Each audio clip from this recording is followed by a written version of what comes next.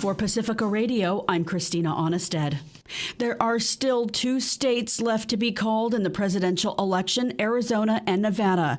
But Donald Trump has more than enough electoral votes to win 295 by this airtime to Vice President Kamala Harris's 226.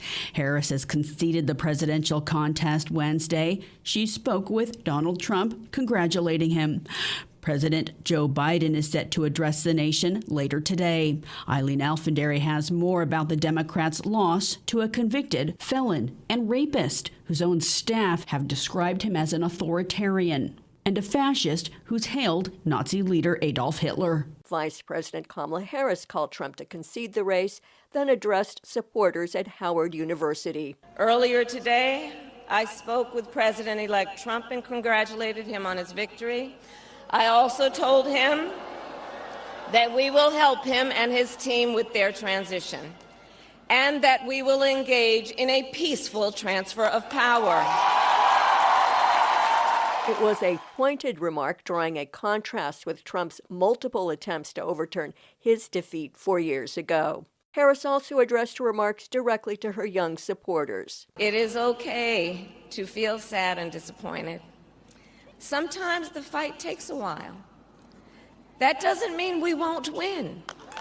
That doesn't mean we won't win. Staff at the Democratic National Committee were reportedly engaged in soul-searching over what went wrong.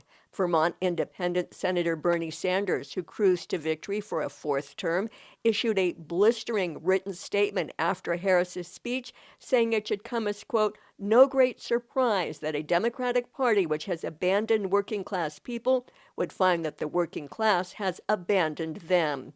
Sanders added that first it was the white working class, and now it is Latino and Black workers as well. Black and Latino voters overall voted for Kamala Harris, but in smaller numbers than Democrats scored in recent elections. Significantly, Trump won 55% of the vote of Latino men, 19 percentage points higher than 4 years ago. 38% of Latino women voted for Trump, also up from the 2020 race.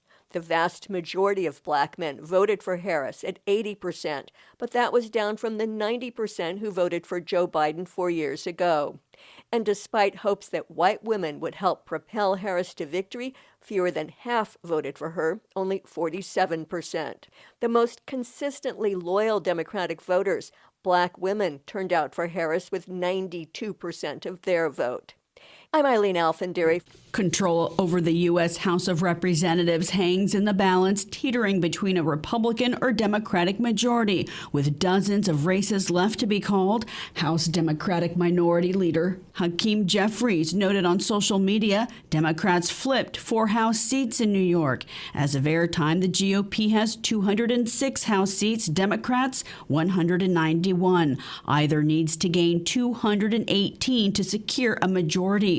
The Republicans won control of the U.S. Senate early Wednesday. Senate Minority Leader Mitch McConnell called Donald Trump's victory a referendum on the Biden administration and Harris as vice president, and hailed his party's future control of the Senate. The filibuster will stand. There won't be any new states admitted that give a partisan advantage to the other side. And we'll quit beating up the Supreme Court every time we don't like a decision they make. So I think a Republican Senate majority helps control the guardrails. Top contenders to lead the Senate include John Cornyn of Texas and John Thune of South Dakota. The specter of a GOP trifecta with Donald Trump as president for a second time, the Republican takeback of the Senate and possibly the House could undo many of the national climate policies that are most reducing planet warming greenhouse gas emissions, according to climate solutions experts. Rob Jackson is climate scientist at Stanford University. As a climate scientist, the first administration was, fair to use a term like disastrous, at least in some ways. We withdrew from the Paris Accord as a nation, the only country to do that. The administration reversed dozens of rules that made our air and water cleaner, rolled back safeguards restricting mercury emissions from power plants. So I'm most worried about our air and water quality in the near term. And I'm worried about agencies that that track the health of the planet for the atmosphere and the oceans, like NOAA in particular, the National Oceanic and Atmospheric Administration. Experts warn there's thousands of federal appointees Trump will make that could dismantle domestic climate policy.